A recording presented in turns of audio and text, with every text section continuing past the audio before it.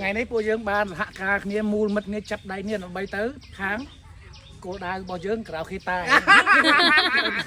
យើងស្បៀងទៅឲ្យបងប្អូនកងទ័ពរយៈកងទ័ពនឹងជួមុខចាដោយសារតែពេលនេះគឺយើងរៀងបាញ់ថាដែរអញ្ចឹងយើងធ្វើមិនសេរីមហោឲ្យបានច្រើនឲ្យគាត់ដើម្បីឲ្យមានកម្លាំងទៅបាញ់តែអាពេល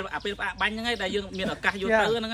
អាពេលគាត់ពុកបាញ់ហ្នឹងយកទៅអត់កើតទេអាពេលនេះដែលត្រូវរកជំនួយជូនឲ្យគាត់ចាធ្លាប់មានបងគាត់ចូលខមមិនថាហេតុអីក៏ឃើញតែក្រុមពួកយើងជួយតែបងភាសឹកអត់ជួយបងកងទ័ពឥឡូវនេះឃើញណាចាពួកខ្ញុំទៅព្រោះដោយសារគេឲ្យយើងទៅដល់មែនទេបងហ្នឹងហើយឥឡូវគេអត់បានទៅនេះហើយជំនួយបានទៅជំនួយយើងស្បើយទៅហើយជំនួយបងប្អូនណាជួយខាងពួកខ្ញុំនេះគឺមិនបាច់បារម្ភថាពួកយើងយកទៅណាទេចានិយាយរឿងនេះអត់ណាមួយមិននៅប៉ាពួកមានគេនិយាយមួយអត់និយាយក្រួយម៉ៅ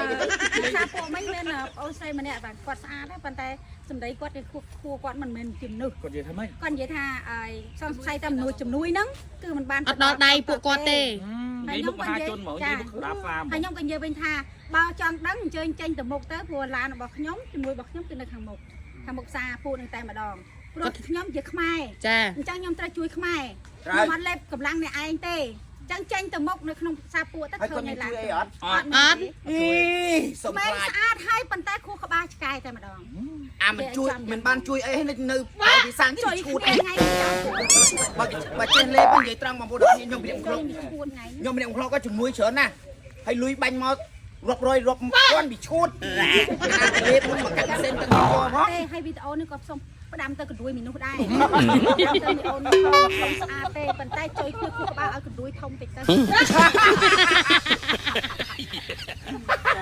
អីនោះក៏ឲ្យ10000ក៏ឲ្យ10000វាឃើញឃើញ10000និយាយចឹងបណ្ដោយនិយាយមុខគេនឹងថាអញ្ចឹងចាទេមានតាណាទេនេះបងប្អូនឃើញនេះហត់ដល់10000នេះចង់អត់ទេចង់អូក្បាលវាមកដាក់ឡានដល់ទៅជាមួយហ្នឹងមិនជឿមែនណាយកស្ដាប់ទៅយកបងប្អូនទៅពីចោលថ្ងៃទី3ហ៎4ខែ1ឆ្នាំ2026មកណាតាមដ្រូនសិនគាត់បានចូលរួមឈួតនេះ